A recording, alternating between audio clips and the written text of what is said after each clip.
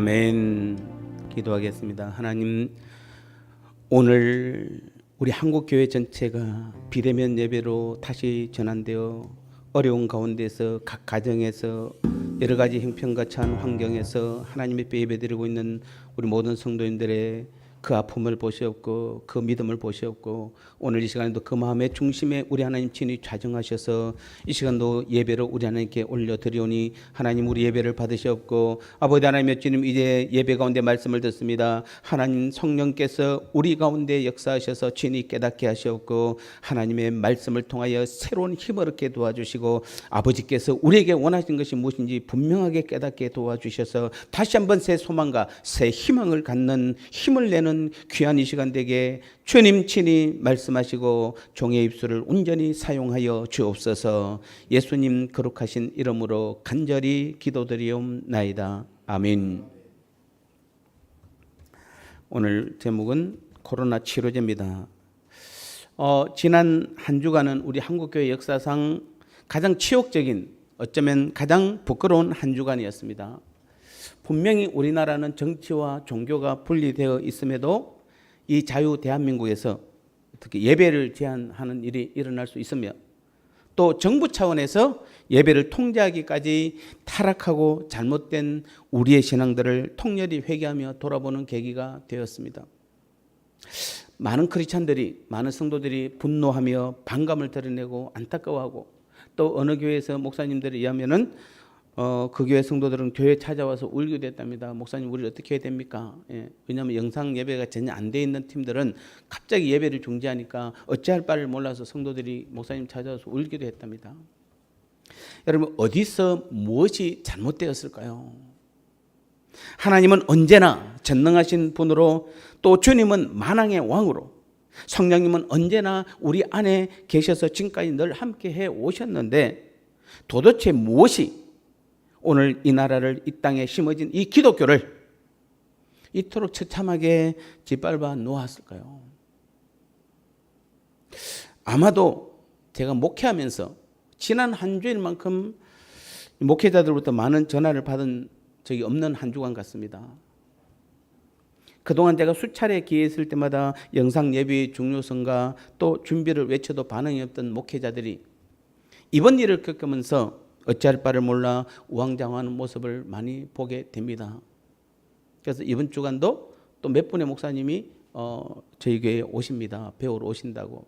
이제는 상황이 이제는 안 하면 안 되는 상황까지 왔기 때문에, 세계적인 학자들이나 과학자, 의사들의 공통적인 주장은 이번 코로나가 쉽게 물러나지 않을 것이라는 것입니다. 사실 가볍게 시작된 코로나가 이토록 오래 가리라고 생각하지 못했으며, 앞이 보이지 않는 현실에서 때로는 코로나가 무섭기까지도 합니다. 어쩌면은 차라리 핵폭탄 한 방 맞는 게 더 나을지도 모르겠습니다만은, 코로나는 지금 우리들의 삶의 전 영역에서 통제하고 지배하고 굴욕하게 만듭니다. 감히 우리의 예배가 코로나로 인해 멈추고 중단될 것이라고 상상도 못했습니다.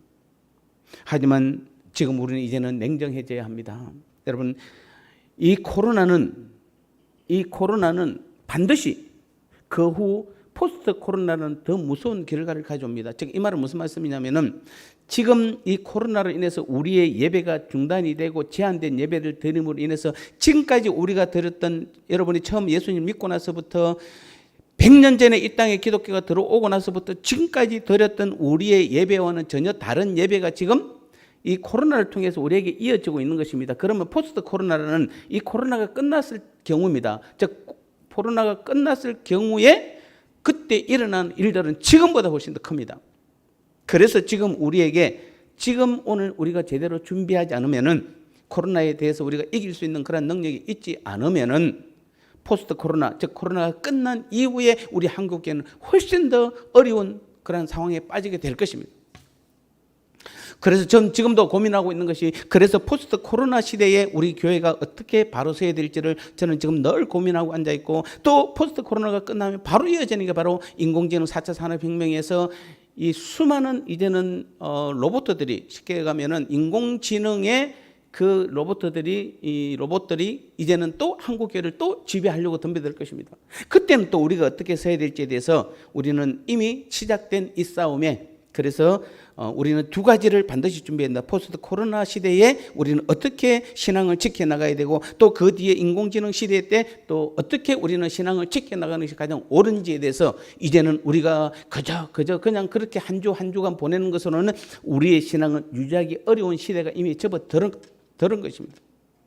그래서 저는 지금도 계속 그 문제에 대해서 기도하고 있고 고민하고 있고 하나하나 계획을 만들어가고 있고, 그래서 지금 여러분에게 지금 제가 한 달 전부터 이미 그 설교가 지금 들어간 것입니다. 여러분은 그냥 설교를 듣는지 몰라도 저는 여러분이 이 설교가 여러분 포스트 코로나 시대나 인공지능 시대에 우리가 절대로 이길 수 있는 그 비결들을 지금 말씀하고 있고, 우리는 지금 하나하나 그것을 준비해 가고 있는 것입니다. 그래서 오늘 이처럼 이 코로나가 우리나라 전역을 지금 지배하고 있는 이때에 우리가 답은 한 가지밖에 없습니다. 전 전 우리나라뿐만 아니라 전 지구인들이 한 마음으로 코로나를 퇴치할 예방약을 개발하는 것입니다. 아무리 센 놈이 와도 약 하나면 치료될 수 있는 그 약입니다. 그러나 비관적인 사실은 그런 가정은 쉽지도 않거니와 올 수도 있고 예방약을 개발한 날이 안 올 수도 있을 것입니다. 물론 언젠가는 코로나는 물러갈 것입니다. 우리는 다 같이 그날 위해서 함께 기도해야 되는 것입니다. 사실 이 모든 것에 정답은 있죠. 정답은 있습니다. 그 정답은 무엇입니까? 오직 하나님의 손에 있고 하나님의 능력 안에 있음을 우리가 인정하고 함께 구하고 그리고 기도하면은 그 모든 일들이 다 이루어갈 것입니다. 분명히 코로나는 물러갑니다. 왜냐하면 이미 이 모든 것을 계획하신 분은 하나님이시고 이 일들을 통해 세상은 힘들고 어렵고 큰 아픔을 겪을지 모르지만 오늘 하나님의 사랑받는 자녀인 우리들에게는 결국에는 합력하여 선을 이루는 하나님의 일하심입니다. 우리 아버지의 일이에요. 우리는 이 믿음이 있어야 돼요. 세상 사람들이 지금 난리죠. 난립니다. 그러나 우리는 이 모든 일의 주관자는 우리 아버지세요.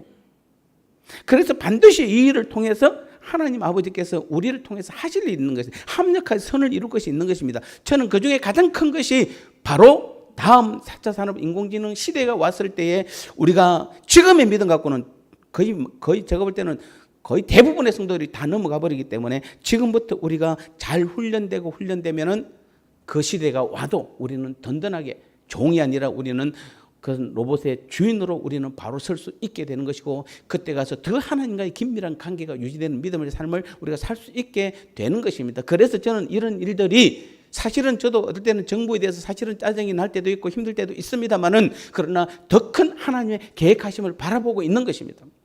억울하시죠? 지금 억울한 분 많이 계시죠? 그래도 참아야 됩니다. 왜냐하면 우리 아버지의 일이기 때문에. 그렇다면 그 하나님의 계획하심이 무엇일까요? 우리는 이 문제에 집중해야 하는 것입니다. 비록 전능하신 하나님의 계획하심을 다 알지 못한다 하더라도 내 삶의 모든 주인 되신 주님은 우리를 통해 하나하나 가르쳐 주시며 우리를 통해 이 놀라운 일들을 반드시 해결해 나가실 것입니다. 여러분 정답은 의외로 쉬운 곳에 있습니다. 제가 고민해 봤습니다. 정답이 뭘까? 정답이 뭘까?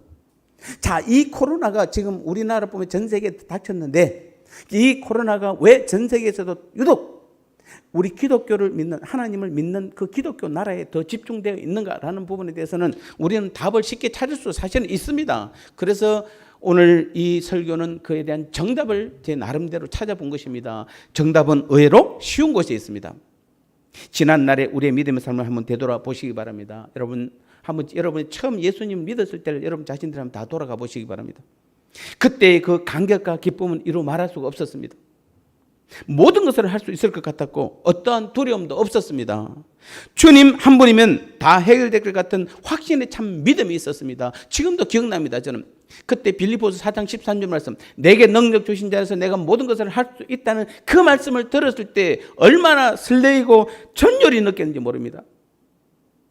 정말 내가 모든 것을 할 수 있구나. 내가 정말 주님 안에서 모든 것을 할 수 있구나. 조금도 의심하지 않았습니다. 그래서 그때는 오직 믿음으로 했습니다. 그래서 하나님의 능력과 역사를 무수히 우리는 경험하고 체험했습니다. 그런데 시간이 지나고 신앙의 연륜이 쌓일수록 그 담대함과 확신은 간 곳이 없고 의심과 실망, 삶에 대한 두려움으로 채워지고 있는 것이 지금 오늘 우리들의 모습입니다. 어쩌면은 제가 이 말씀을 극단적으로 말씀드리면은 예수 믿은 지 3년 이내의 사람보다 30년 된 사람들의 믿음이 더 약할지도 모른다는 얘기예요. 왜냐하면 우리는 이상하게도 반대로 예수 믿는 시간이 길면 길수록 주님과의 더 관계가 더 깊어져야 되고 하나님의 자녀로서의 모습으로 점점 하나님을 닮아가는 주님을 닮아가는 모습으로 바뀌어야 되고 거룩하게 바뀌어야 되는데 주님을 많이 믿을수록 더 의심하고 더 삶 가운데 능력도 역사도 나타나지 않고 더 교만하고 하나님의 모습은 온데간데였고 더 마귀의 모습에 가까운 것이 사실은 오늘 우리의 모습인지도 모르겠습니다. 여러분 하나님이 변한 것입니까? 주님이 지쳐서 쉬시고 계십니까? 혹 성령 하나님은 안 계신가요? 분명 하나님은 지금도 여전히 권능과 능력으로 역사하고 계시며 주님은 오늘도 우리 삶의 주인으로 모든 것을 일하고 계시고 성령 하나님은 그러한 우리들을 매 순간순간 오늘도 여전히 이끌어 가시고 계세요. 무엇입니까?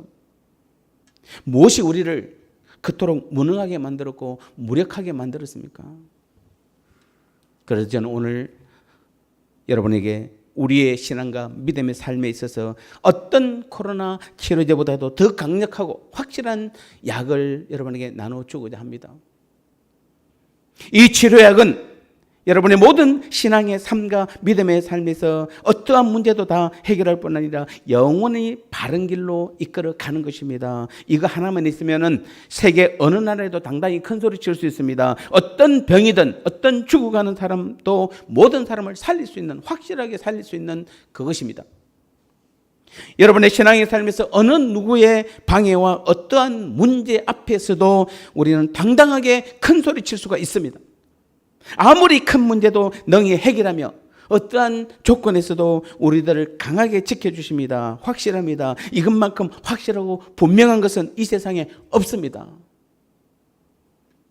그것을 저는 지금 그 모든 것들을 해결할 그것들을 지금 저는 여러분에게 지금 주고자 합니다. 그 강력한 핵폭탄은 바로 우리 예수님이고 예수님의 복음입니다. 예수님이고 예수님의 복음이에요. 하나님이 우리들을, 여러분 죄인인 우리들을, 죽은 우리들을 구원하시고 하나님의 자녀로 삼아주시기에 우리를 죽음에서 삶의 문제에서 그리고 이 세상 나라에서 구원하시기 위해서 보내신 분이 바로 누굽니까? 우리 주 예수님 그분이잖아요. 예수님은 이 땅에 왜 오셨습니까? 우리를 구원하시기 위해서 오셨어요. 우리를 죽음에서 살리기 위해서 오셨어요. 우리의 모든 문제를 해결해 주시기 위해서 오신 분이 예수님이세요. 그런데 지금 우리가 이 코로나 이 문제로 인해서 우리가 어려움을 겪고 우리가 낭망하고 믿음에 떨어진다면 말이 안 되지 않습니까? 그 모든 문제를 해결하시기 위해서 오신 분이 바로 누굽니까? 우리 예수님이세요. 믿습니까? 우리 예수님이세요. 그리고 예수님은 복음을 통해서 오늘 우리들의 신앙의 삶에서 가장 강력하게 일하시고 역사하고 계시는 것이에요. 지금도 여전히. 그래서 누구든지 이 예수님만 의지하고 복음을 믿기만 하면은 이 땅에 어느 누구도 감히 이기지 못하고 덤비지 못하는 것이에요. 여러분 코로나가 감히 예수님께 덤벼들 수 있습니까? 코로나가 예수님을 이길 수가 있습니까? 사실 이 사실을 가장 먼저 깨닫고 자신의 모든 삶을 주님께 바친 대표적인 사람이 바로 누굽니까? 바울이에요. 바울은 이것을 일찍부터 깨달았어요. 여러분 바울이 그토록 많은 세상의 강력한 학문들, 여러분의 학문으로 따지면 바울은 최고의 그 당시에 최고의 지적 능력을 가졌습니다. 부요 가진 것으로 따지면 그의 아버지는 굉장한 부자였어요. 정치적으로 본다면 그는 사내된 공의 회원이었어요. 바리새인 중에 바리새인이었어요. 로마의 시민권을 가진 그 바울임에도 불구하고 그 모든 것을 다 버릴 수 있었던 것은 마치 주님께서 천국은 극히 값진 진주를 찾는 상인과 같아서 찾으면 모든 소유를 바쳐 그 진주를 사는 것과 같다고 하신 것처럼 바울은 천국의 가장 값진 진리인 예수님을 찾았고 그 예수님 복음을 찾았기 때문에 자신의 모든 소유를 바쳐서 예수님과 복음을 산 것이에요. 그게 바울이에요. 바울이 위대한 것이 거기에 있습니다. 지금 우리가 바울이 예수님 이후 바울이 가장 위대한 선지자고 어떻게 보면 가장 위대한 사도고 가장 위대한 제자고 어쩌면 가장 위대한 하나님의 자녀죠. 그렇게 된 이유가 무엇입니까? 바로 예수님을 찾았기 때문에 그래요. 예수님 복음을 찾았기 때문에 그렇습니다. 그래서 그는 자신의 모든 것을 다 버리고 그 예수님과 그 복음을 산 것이에요. 우리도 지금 바울과 같은 믿음이 돼야 돼요. 여러분 정말 예수님을 찾으셔야 돼요. 지금 이때가 바로 예수님을 찾을 때예요. 지금 이때가 바로 예수님의 복음 안으로 돌아갈 때라 이 말입니다. 그래서 바울은 뭡니까? 나는 복음을 부끄러워하지 않는다고 말합니다. 그는 복음을 자랑스럽게 여겼고 복음을 최고의 가치로 여겼고 그 복음을 내 삶의 전부를 걸었고 그의 전생애를 경주했고 끝내는 복음을 위해 기꺼이 참소형을 당했던 것입니다. 왜냐하면 이 땅에서 가장 영원히 소중한 것이 복음이었기 때문에. 그래서 바울이 복음을 부끄러워하지 않는 이유는 오늘 본문 로마서 1장 16절에서 뭐라고 말합니까? 복음은 모든 믿는 자에게 구원을 주시는 하나님의 능력이 됩니다. 믿습니까? 여러분, 복음은 오늘도 우리 삶에서 그 복음을 믿는 모든 자에게는 하나님의 능력이 임하는 것이 복음이에요. 여러분, 내 문제, 여러분의 문제, 오늘 내 삶이나 모든 것이 일어나는 이 나라의 어떤 문제도 하나님의 능력이 임하면은 해결 못할 것이 없지 않습니까? 해결하지 못할 것이 없어요. 하나님이 못하실 것이 어디 있습니까? 그래서 우리는 그분을 전지하신 분이라고, 전능하신 분이라고 우리는 말씀하고 있는 거잖아요. 우리는 입술의 고백뿐만 아니라 진실로 우리의 삶에서 하나님의 전지전능을 믿는다라면은 다시 한번 하나님은 그 복음을 통해서 모든 믿는 자에게 하나님 자신의 능력을 나타내신다는 것입니다. 복음은 예수 그리스도를 믿는 모든 자에게 하나님 아버지와의 화해와 화목과 자녀됨을, 그리고 그 아들 예수 그리스도를 통한 제사함과 칭의, 그리고 예수님과의 연합과 영적 결혼을 하게 하는 것이 복음인 것입니다.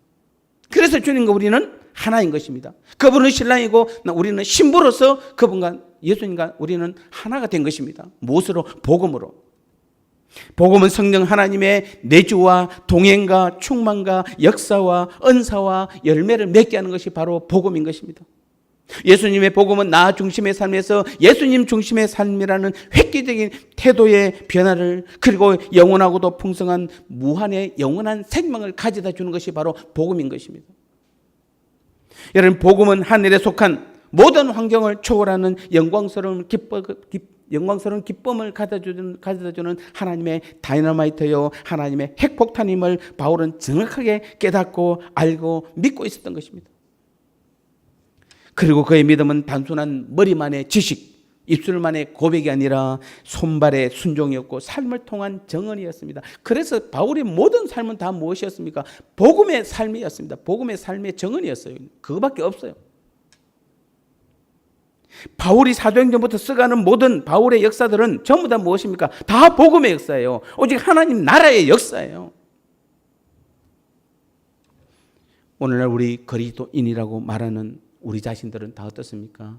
진부하고 맥 빠지고 어영부영, 그나물에 그나물인, 감동도 없고 재미도 없고 맛도 없고 멋도 없는 그저 그런 삶을 살아가는 가장 근본적인 이유는 바로 무엇입니까? 우리가 복음의 본질을 제대로 깨닫지 못했기 때문입니다. 복음의 가치와 능력을 제대로 발견하지 못했기 때문에 그렇습니다. 아직도 우리 가운데는 아직도 복음의 가치와 복음의 능력을 깨닫지 못하고, 그래서 아직도 세상 가운데서 뭔가 여러분이 찾으려고 하고 있고 세상에서 해결하려고 하고 있기 때문에 우리가 그리스도인이라 말하지만은 우리의 삶의 모습을 보면은 그냥 어영부영 그저 그나물에 그나물밖에 안 되는 것입니다. 오랫동안 예수님을 믿어왔지만 정작 그 예수님은 내게는 없습니다. 사랑하는 성도 여러분, 지금 여러분의 가슴 속에, 여러분의 신앙 속에, 매일매일의 여러분의 삶 속에, 여러분 직장에서, 사업에서, 가정에서, 학교에서, 심지어는 예배드리는 이 교회에서 정말 여러분이 예수님이 계십니까?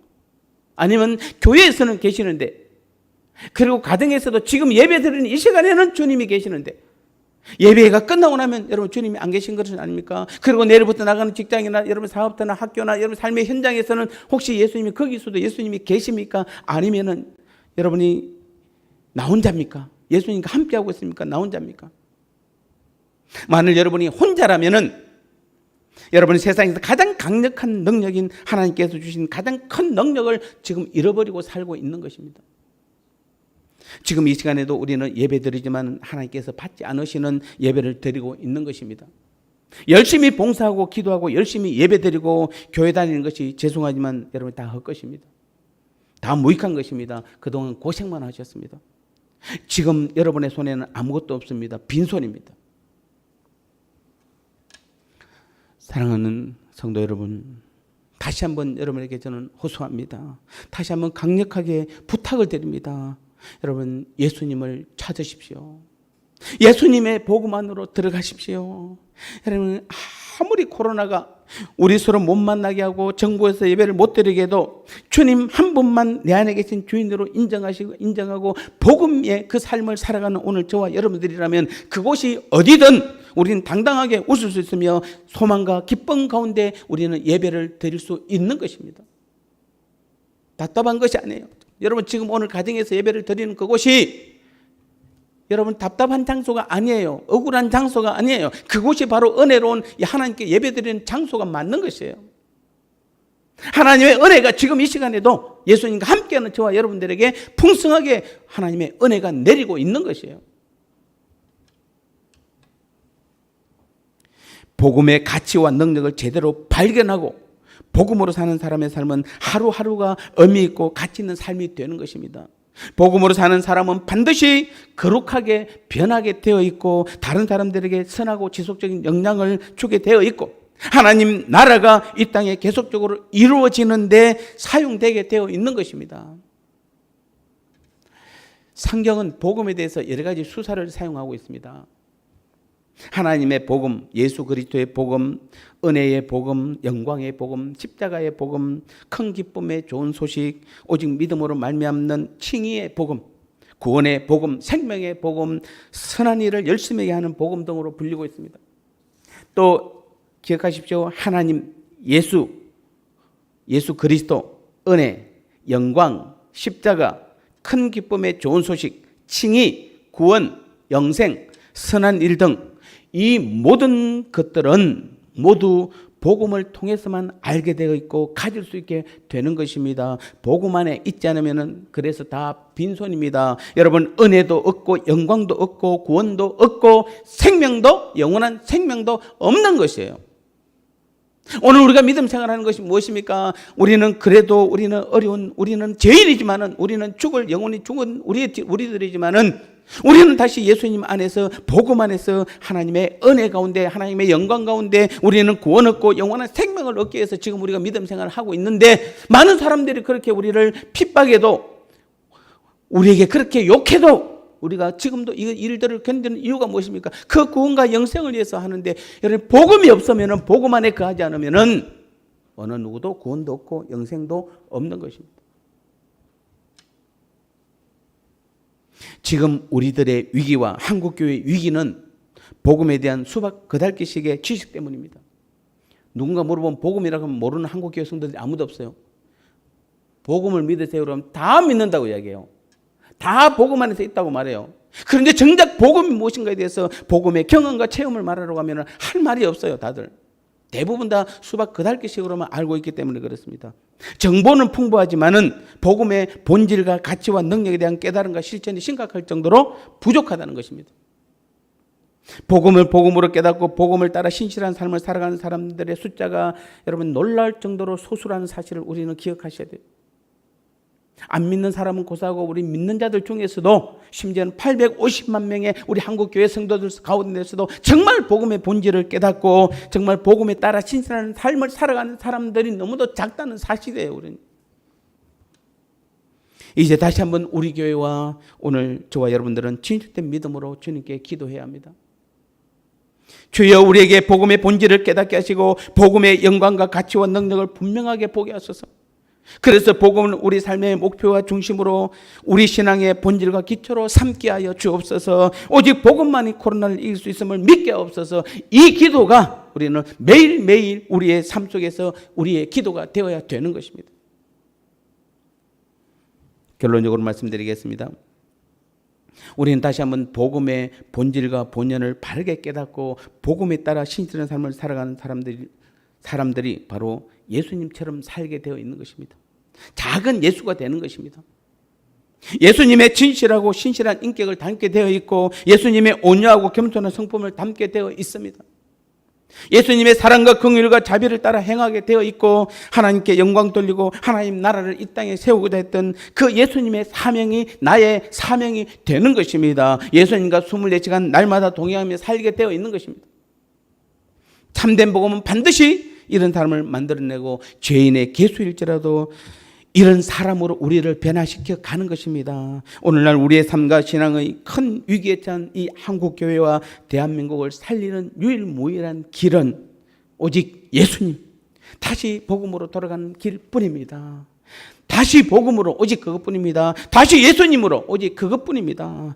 코로나가 코로나로 모든 국민들에게 내몰렸던 우리 한국 교회와 우리 교회와 우리 성도들의 회복과 영광은 오직 우리 주 예수님 뿐이심을 우리는 확실히 고백하시기 바랍니다. 그래서 주님만이 하실 수 있습니다. 우리가 주님께로 다시 돌아갑니다. 우리가 복음으로 다시 돌아갑니다. 라는 고백이 있을 때에 코로나로부터 우리가 물러갈 뿐 아니라 모든 이 나라 이 국민들로부터 우리는 다시 한번 하나님의 자녀로서의 신뢰를 회복하게 될 것입니다. 다른 어떤 것은 안 됩니다. 여러분, 반항한다고 되는 것도 아니고 데모한다고 되는 것도 아닙니다. 여러분요, 가짜뉴스 퍼뜨린다고 되는 것도 아닙니다. 오직 우리는 누구한테로? 예수님께로 돌아가야 되고 복음 가운데로 돌아가야 될 줄 믿습니다. 우리 다시 한번 예수님을 예수님 되게, 복음을 복음 되게 해야 될 줄 믿습니다. 이것이 바로 오늘 우리 코로나를 치료하고 우리 모두가 믿음에 바로 서서 이 땅에 하나님 나라를 세워가는 일에 귀하게 쓰임받는 저와 여러분 우리 교회가 될 줄 믿습니다. 이런 교회가 되고 저와 여러분의 믿음이 되기를 다시 한번 주님의 이름으로 축복합니다. 하나님 아버지, 그렇습니다.